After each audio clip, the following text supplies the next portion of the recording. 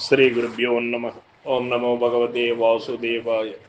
భగవద్గీత గుణత్రయ విభాగ యోగం 14వ అధ్యాయం నుండి ఈవేళ మనం 7వ శ్లోకాన్ని పరిశీలన చేసుకుందాం. రజో రాగాత్మకం విద్ధి తృష్ణా సంగ సముద్భవం తన్నిబధ్మాతి కౌంతేయ కర్మ సంఘేన దీహినం.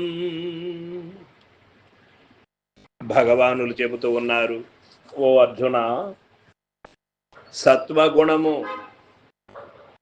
ఉత్తమమైనటువంటిది అయినప్పటికీ ఎవరికి హాని చేయకుండా తనకు తాను ఉద్ధరింపబడడానికి దిక్సూచి లాంటిది అయినప్పటికీ కూడా సత్వగుణము కూడా నీవెవరో తెలుసుకున్న తరువాత దాన్ని కూడా విడిచిపెట్టాల్సినదే, గుణరహితుడు కావలసినదే అని చెబుతూ ఈ యొక్క రజోగుణ ప్రభావాన్ని గురించి కూడా భగవానుడు ఈ విధంగా చెబుతూ ఉన్నాడు.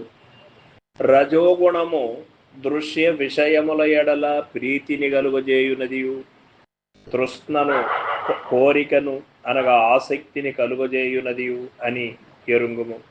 అయ్యది కర్మములందలి ఆసక్తి చేత, కర్మ సంబంధము చేత ఆత్మను అనగా ఈ యొక్క జీవుణ్ణి లెస్సగా బంధించి వేయుచున్నది, పూర్తి స్థాయిలో బంధించేస్తూ ఉన్నది ఈ యొక్క కోరికలు అనేవటి.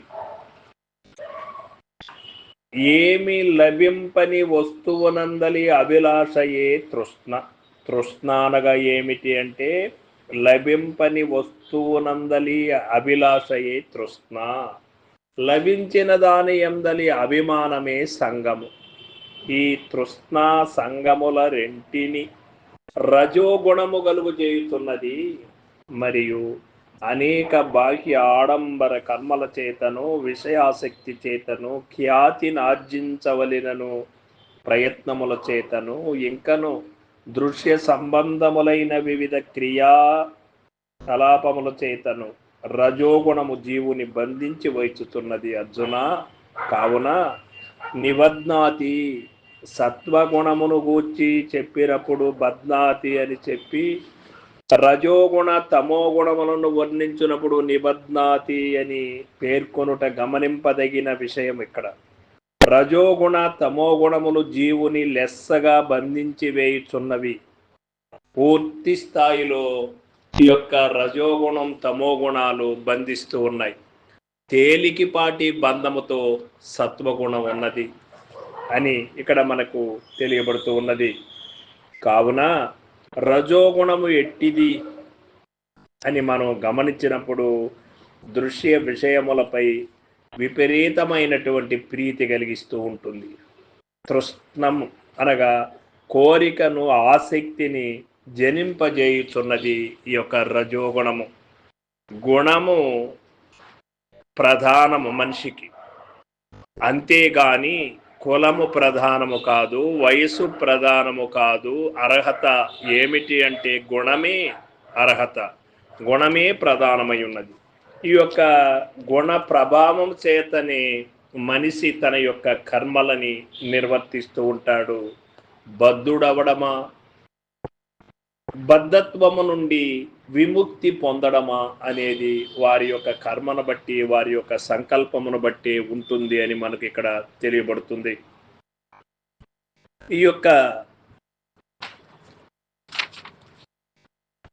ఏ ప్రకారము జీవుని బంధించుతున్నది ఈ యొక్క రజోగుణము అన్నప్పుడు విషయ ఆసక్తి చేతను, కర్మ సంబంధము చేతను బంధించుతున్నది.